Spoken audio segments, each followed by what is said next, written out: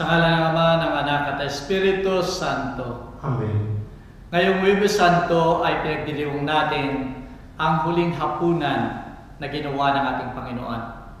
At makikita natin dito ang kahalagahan nito sa ating buhay, na siya ang nagbibigay sa atin ng lakas at buhay, pagmamahal at paglilingkod.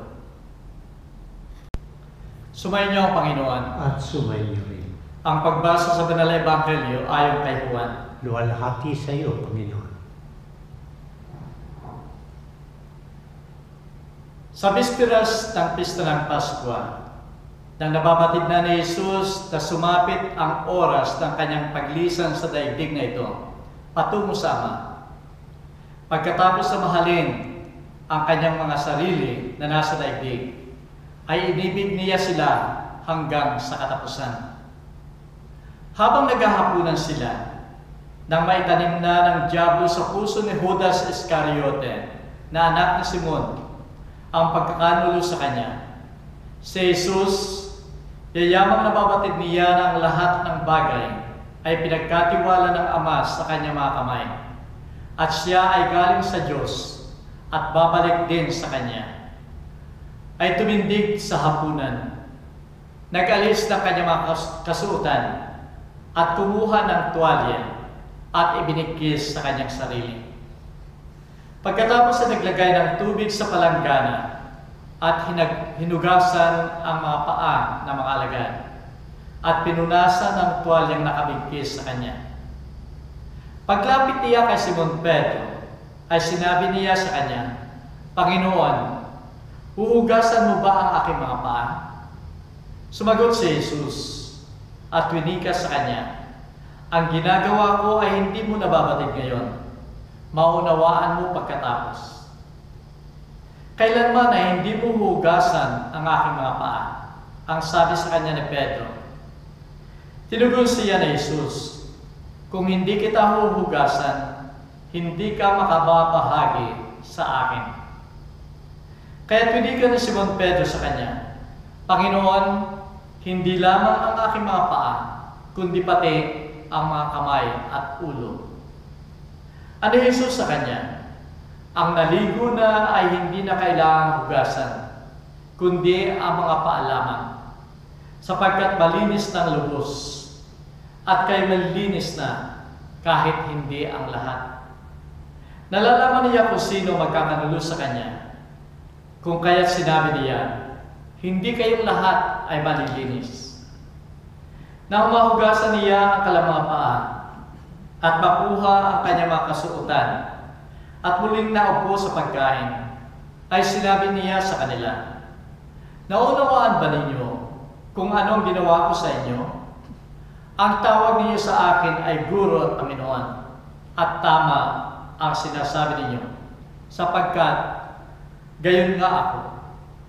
Kaya't kung ako na Panginoon at Guro ay naghugas ng inyong mga paa, kayo man ay dapat maghugasan ng mga paa ng isa't isa, sapagkat binigyan ko kayo ng halimbawa upang gumawa kayo katulad ng ginawa ko sa inyo."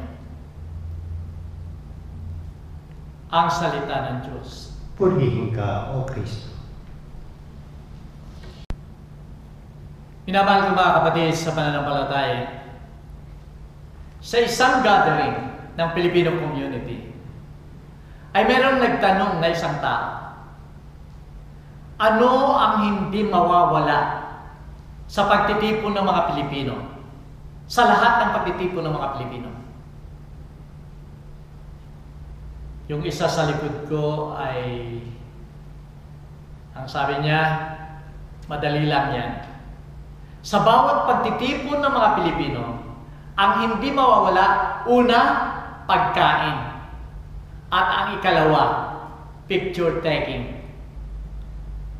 Totoo nga, minamahal ko mga kapatid, sapagkat sa lahat ng pagsasalo-salo ay naroon ang lahat ng ito. Bakit nagkakaroon ng pagsasalo-salo? Sapagkat nais nilang mag-ipon, nais nilang magkaisa, nais nilang maging masaya. At sa lahat ng pagtitipong ito nga, ay mayroong pagkain. Iimbitahan ang lahat.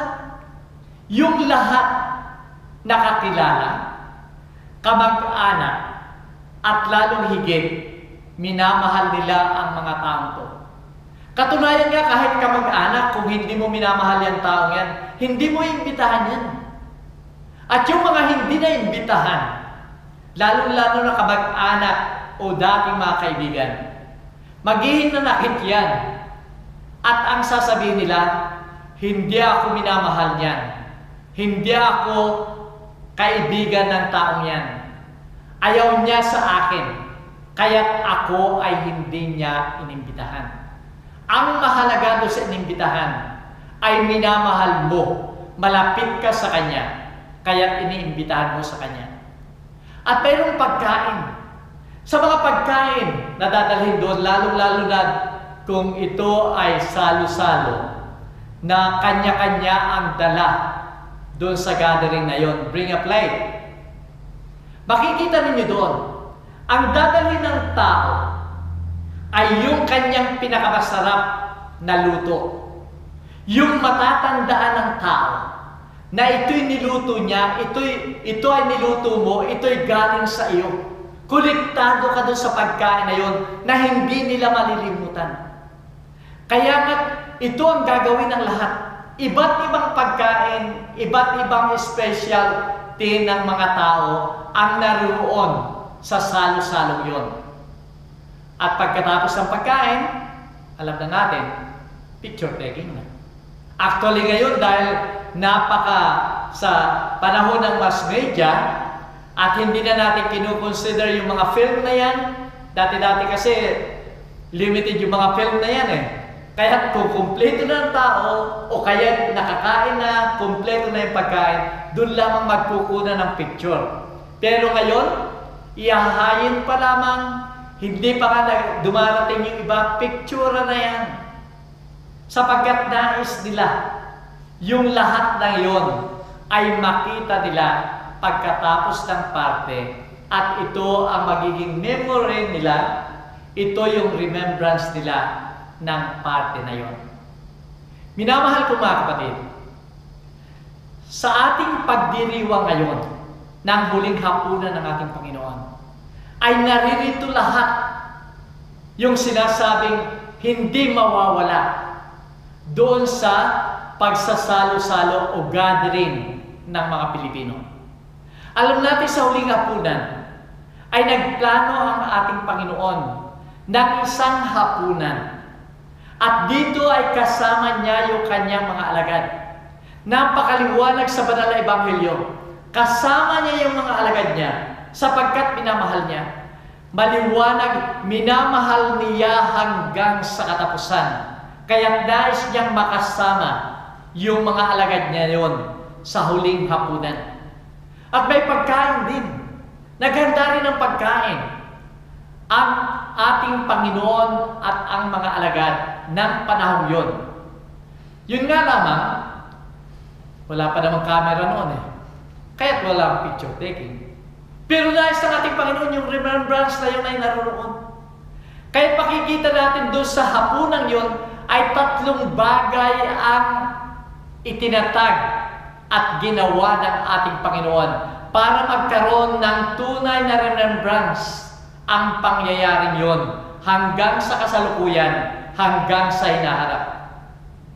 Ang unang itinatag ng ating Panginoon ay yung banal na Eucharistia.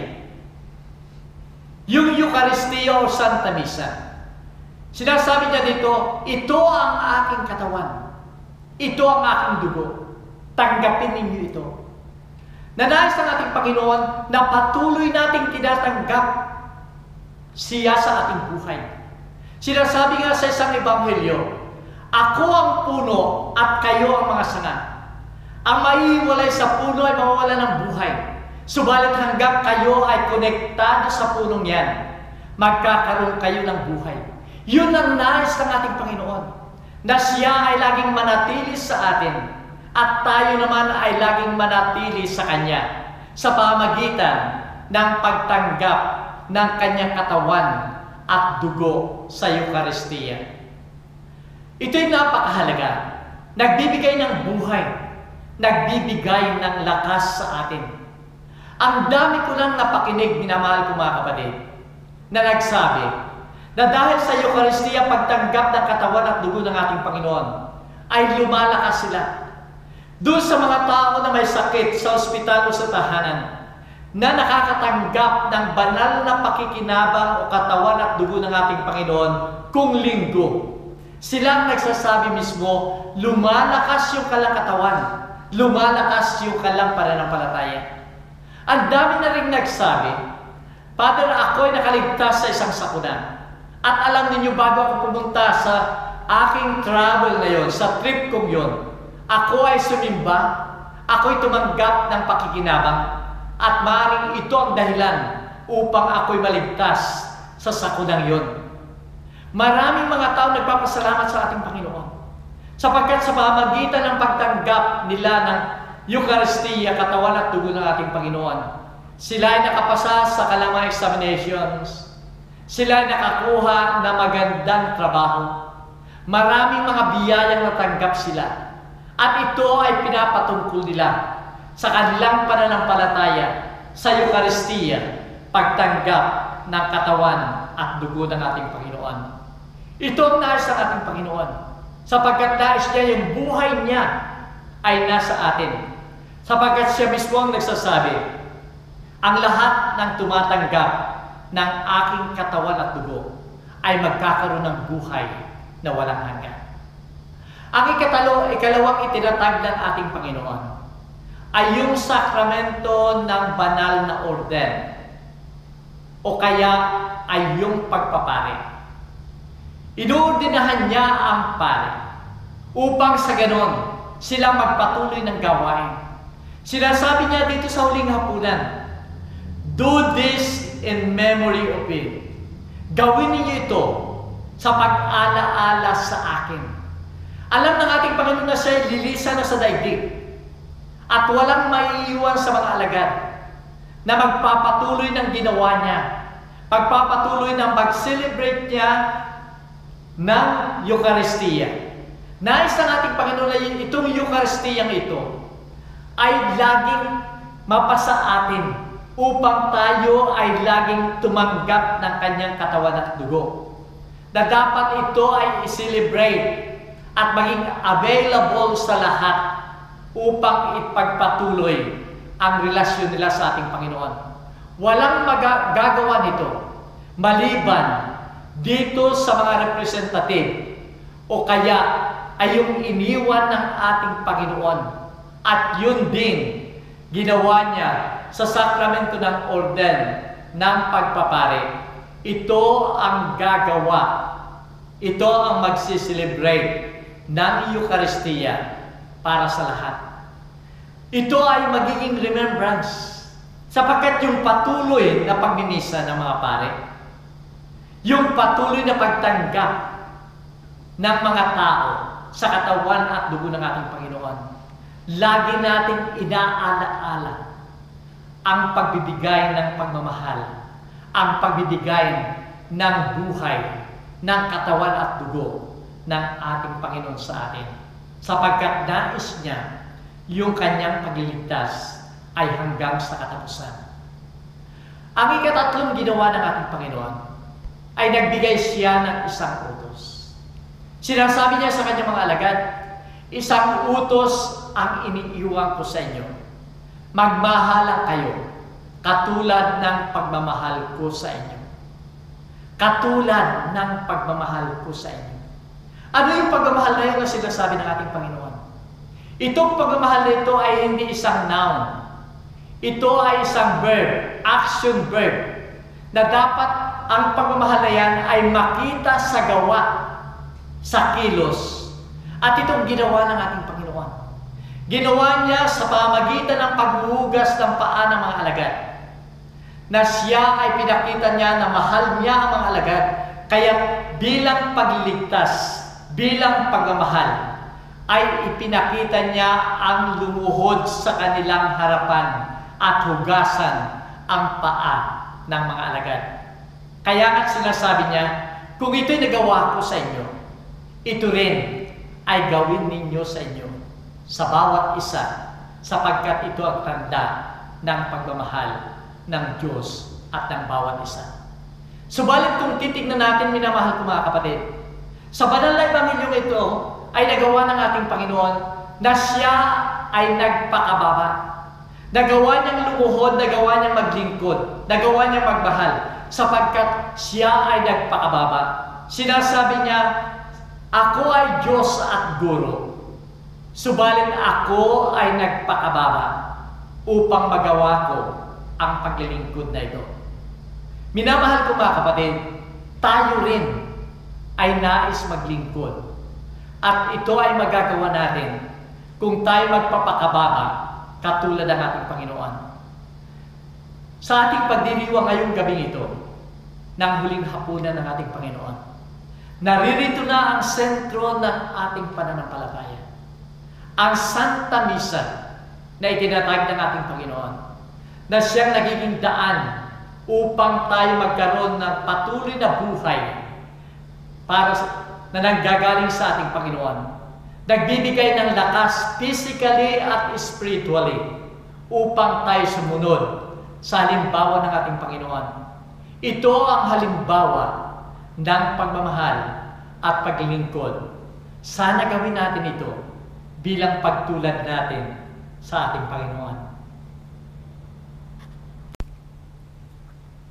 Ilalagay ko pa rin po yung mga announcement para sa mga activities natin hanggang sa linggo ng muling pagkabuhay.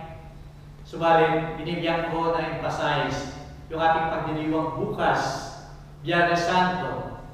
Alauna ho yung sinakudo at naririto lahat yung makikita natin. Yung kung paano hinuli ang ating Panginoon. Dinala sa Garden of Gethsemane.